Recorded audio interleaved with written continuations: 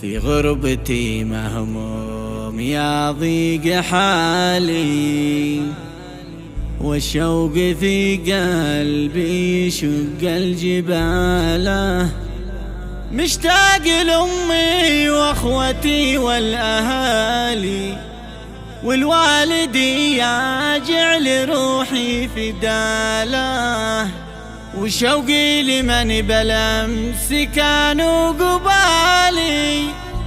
واليوم وحدي حالتي خس حاله، غرب التعب كم حملتنا الثقالي، وكم دمع من محجر العين ساله. شيله بعنوان حنين مقترب، من كلمات ذياب محمد ضيف الله الجرادي أبو خالد، يهديها لعائلته وجميع أقاربه.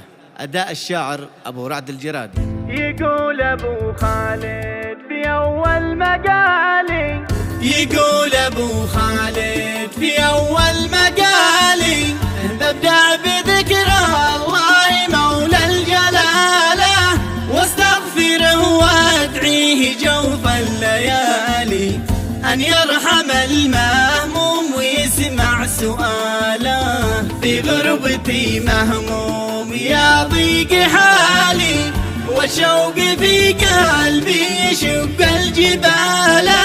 مشتاق لأمي وأخوتي والأهالي، والوالدي ياجع لروحي فداله، شوقي لمن بالأمس كانوا قبالي.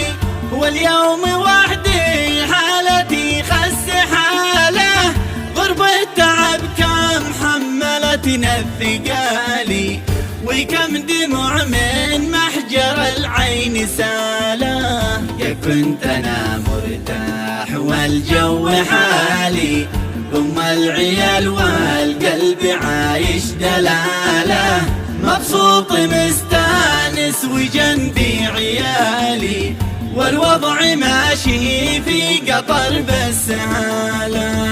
بس شاءت الأقدار أقعد لحالي، حين أصدروا إلغى نظام الكفالة، الزائر كامل يشد الرحالي، ويمنع التجديد عقب اكتماله.